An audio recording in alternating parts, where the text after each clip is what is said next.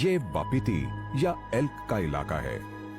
ये दुनिया का दूसरा सबसे बड़ा हिरण है और इसका वजन 450 किलो तक हो सकता है।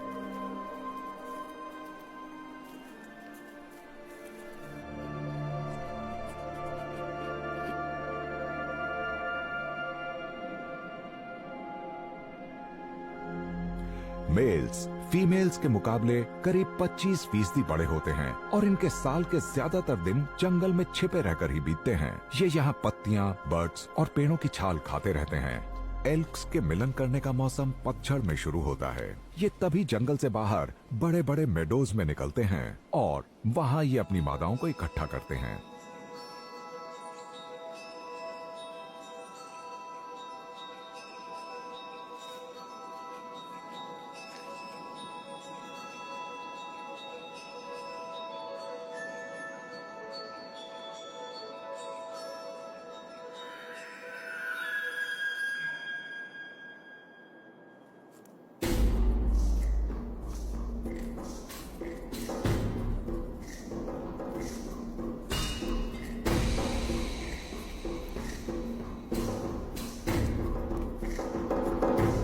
इनकी आवाजें सुबह और शाम सुनी जा सकती हैं। इनके जरिए हर मेल अपनी ताकत जताता है और राइवल्स को चुनौती देता है।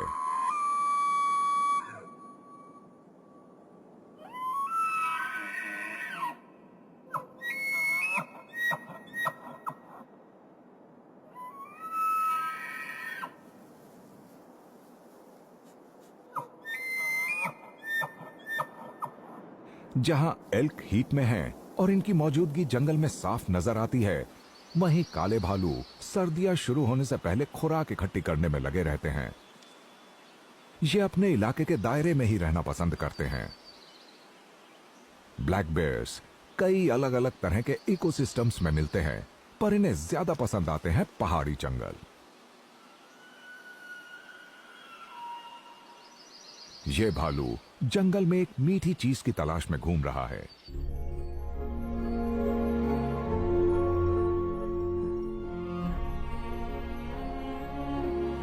पतझड़ में इस कम घने जंगल की झाड़ियों में शुगर से भरपूर बेरीज लदी रहती हैं, जो सर्दियां आने से पहले वजन बढ़ाने के लिए बेहतरीन होती हैं। ब्लैक बेयर्स एक दिन में 20,000 कैलोरी से ज्यादा कंज्यूम कर सकते हैं। सर्दियों में जिंदा रहने के लिए इस जबरदस्त फैट रिजर्व की जरूरत होती है।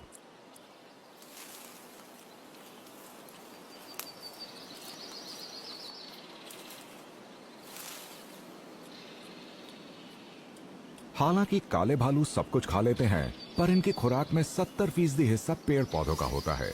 बाकी हिस्से में कई तरह की चीजें होती हैं, जैसे कि शहद, कैरियन, ग्रास हॉपर जैसे कीड़े और ट्राउट जैसी मछलियां।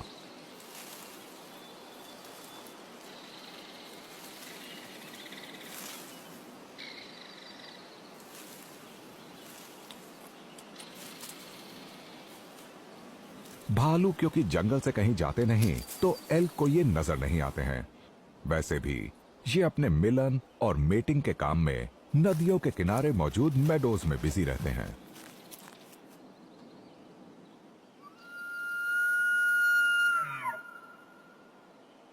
मेल हर फीमेल को सूंघ कर पता लगाते हैं कि क्या वो मेटिंग की हालत में है।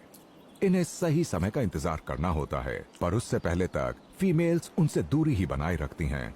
कभी कभी तो कोई फीमेल अपने बच्चे को दूध भी पिला रही होती है। साल के इन दिनों में मेडोज खूब हरे भरे होते हैं, जिससे एल्क को रट के लिए जरूरी ताकत मिलती है। एल्क अपनी न्यूट्रिशन खुराक वाले इलाके को हिरण जैसी एक स्पीशीज के साथ शेयर करते हैं, जिसका नाम है प्रोंगहॉर्न।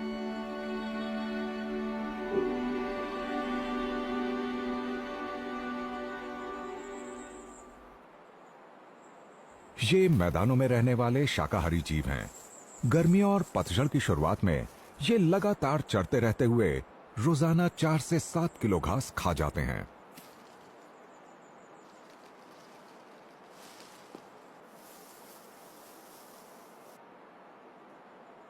प्रोंगहॉर्न बेशक इस शानदार जंगल की सीमा के आसपास घूमते रहते हैं, पर वो इसके अंदर दाखिल नहीं होते।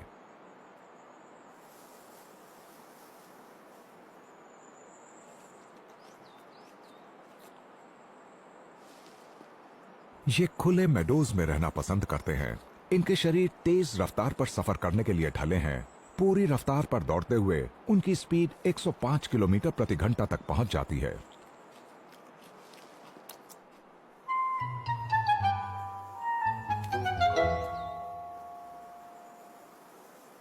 प्रोंगहॉर्न्स के गिने चुने ही शिकारी होते हैं और इन्हीं में से एक है कायोटी, जो इनके बच्चों का शिकार करता है जब ये कुछ ही दिन के होते हैं। पर पतझड़ में कोई खतरा नहीं होता, क्योंकि तब ये बिना किसी रुकावट के भाग सकते हैं।